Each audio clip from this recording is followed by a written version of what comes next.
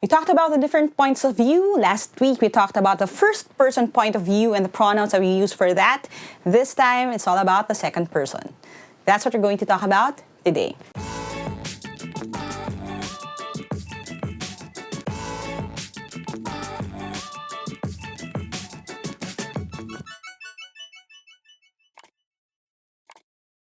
Hi there, thank you for checking out my channel. Thank you for clicking on this video. If this is the first video that you're watching from my channel, I make educational and motivational content.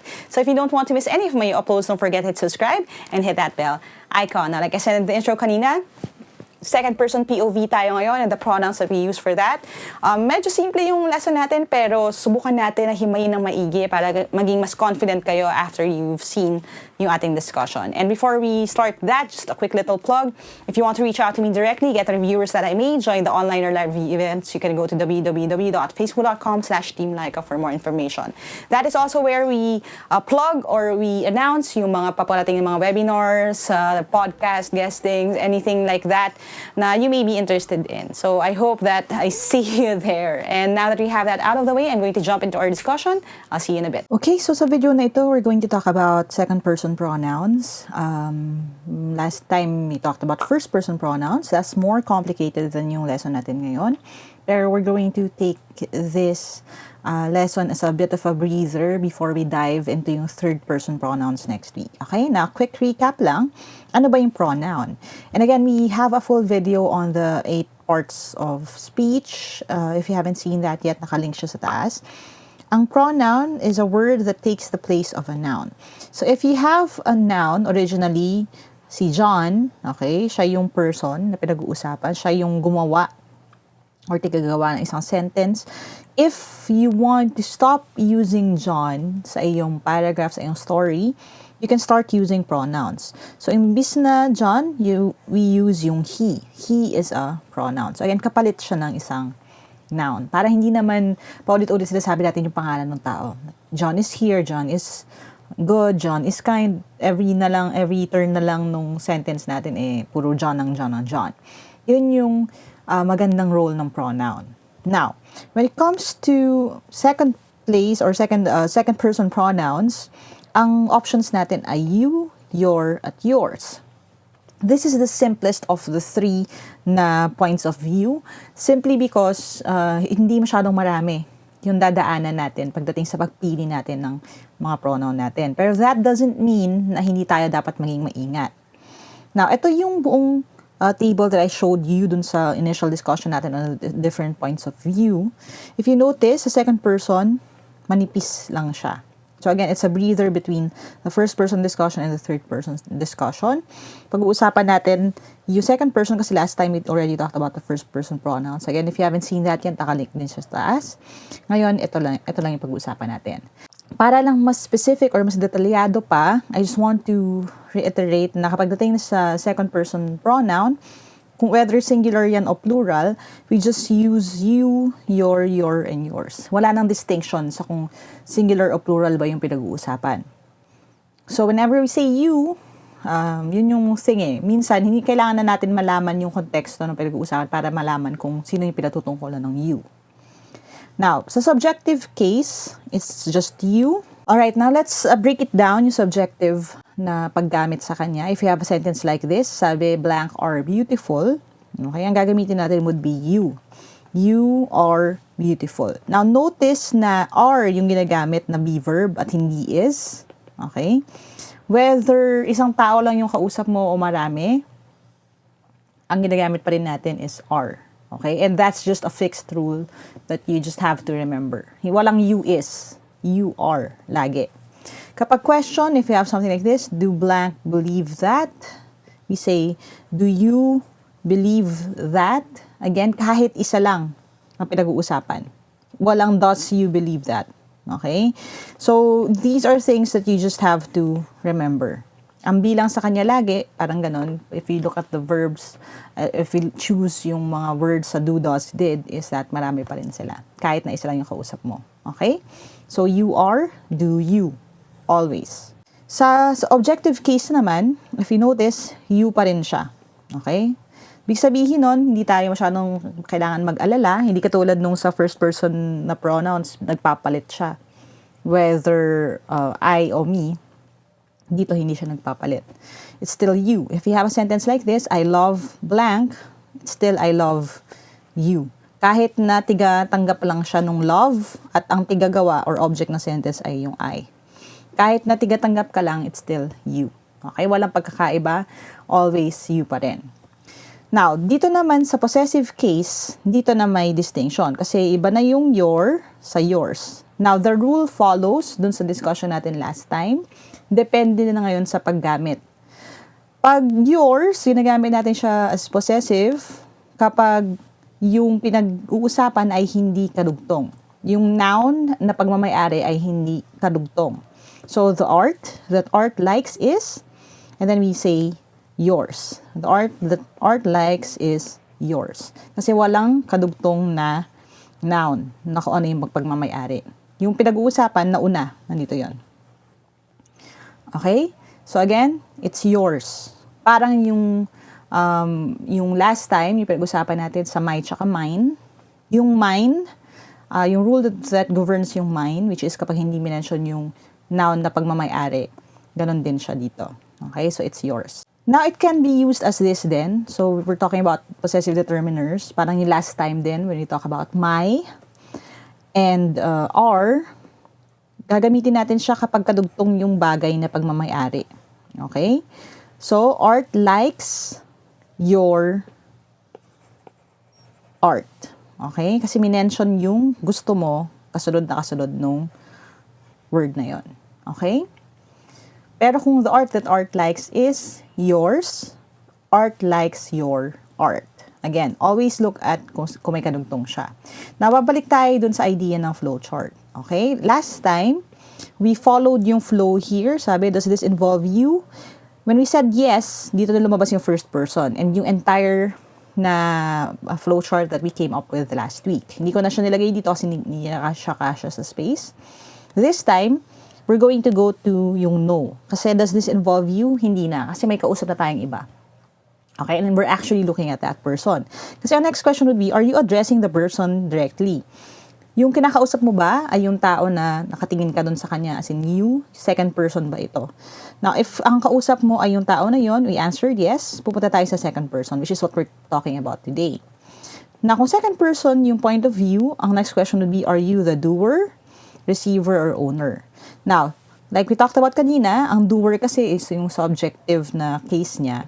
You pa rin yun. Kung receiver, you pa rin. It only changes kung ikaw ang owner. And if the noun follows, yes, ang sagot natin, your. Your car, your love, your heart. No, it becomes yours. Okay? Is this car yours? Is this painting yours? Okay? Hindi siya, is this your painting? Okay? So again, ito yung flowchart natin ngayon. Feel free to screenshot this or save this para makommit nyo to memory. Pero yun yung idea sa pagpili natin ng second person pronouns. If in case pala you hear someone snoring, si Hailey yun. Okay? Nandito kasi siya sa tabi ko. Naghihilik siya ngayon. Anyway, now that we have that, let's try using yung ating flowchart. And again, dito, pinalaki ko lang siya, no? Second person, na-determine natin, we have doer, receiver, owner. Does the noun follow? Yun lang yung mga tanong na pertinent dito. Kung meron tayo example like this, sabi blank or the kindest person I know, this is for blank, this gift is blank. Balikan natin yung flowchart natin. So, blank or the kindest person I know. So, sino tong R na ito? Okay? Siya yun. Siya ang tagagawa. So, ibig sabihin, kung susunod natin yung ating track, this will be like this. Second person, siya yung doer. So, ibig sabihin, this one is you. You are the kindest person I know. Let's talk about the second one. Sabi, this is for blank. Now, again, hindi na ikaw yung bigay, tigatanggap ka na lang. This is for blank, no? Pero, kung kahit na ikaw na yung receiver, in this case, receiver kasi siya, ang gagamitin pa rin natin is you. So, this is for you. And then, yung third one natin, ang question would be, are you the owner? So, this gift is blank. So, ikaw naman yung may-ari. Does the noun follow? Hindi, kasi nauna yung gift eh. So, ibig sabihin, kung no, ang answer natin is yours. So, this gift is yours. Okay? So, ganun yung paggamit natin ng flowchart natin ngayon. Alright, and now that napag-usapan natin kung kailan ginagamit yung you, your, at yours, we're going to talk about yung ating quick quiz naman. I'm going to give you time. Just fill in the blanks kung ano yung tingin yung best answer, kung you ba yan, your, or yours, and then i-check natin siya later. Okay, and if you're ready with your pen and paper, your timer starts now.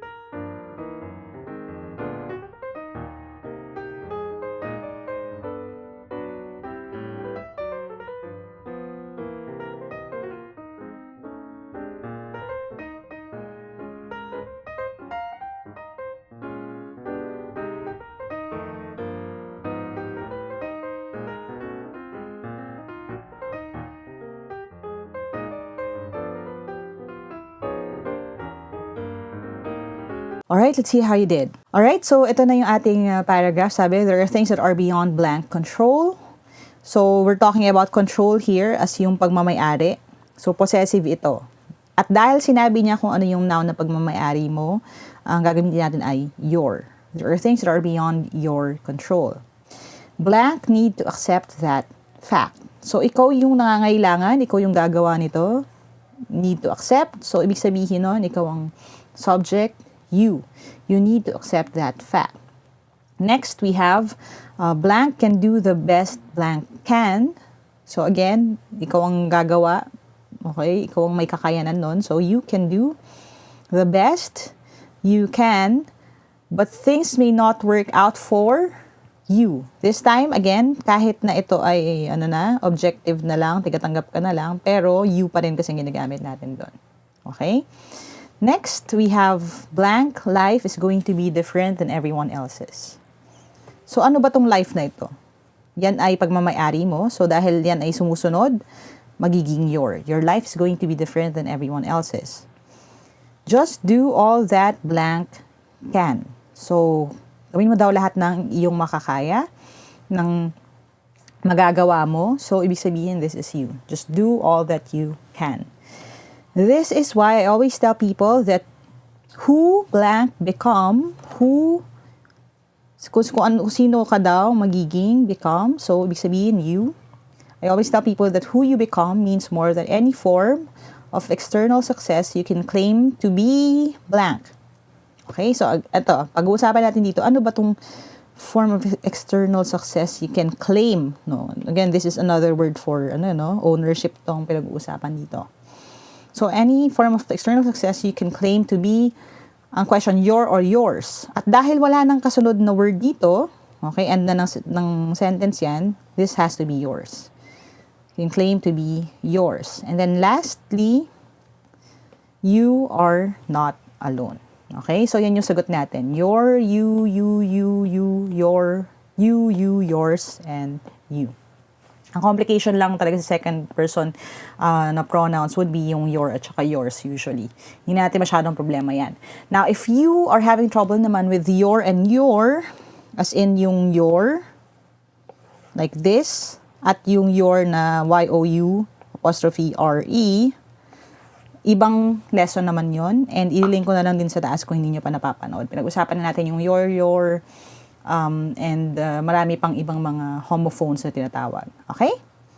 And if medyo nabitin ka, you want more, you can follow me on my social media accounts. I'm on Instagram. I post my quick quiz questions sa Instagram story, at Team Lyqa, and at Lyqa Maravilla for the more personal stuff. There's a story function kasi sa Instagram where you can tap kung ano yung tingin yung tama sagot. Malalaman nyo agad kung tama o mali. It's a great way for me to know kung natututo talaga kayo. And if you're on TikTok, you can follow me at Team Lyqa for the math and English videos. Tapos yung mga personal stuff naman, motivational videos, advice, at real talk videos ay nasa at Lyqa Maravilla. Okay? See you guys online. Alright, I hope you learned something today. If you did, click thumbs up. Make sure that you share this video with your friends, lalo na mag-exam din sila. That way, mas marami tayong matutulungan.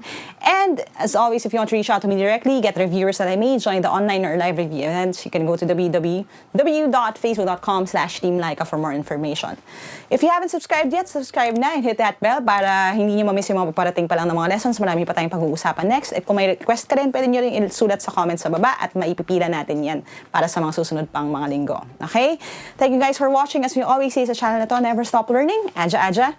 Kaya niyan. I'll see you in my next video and bye for now.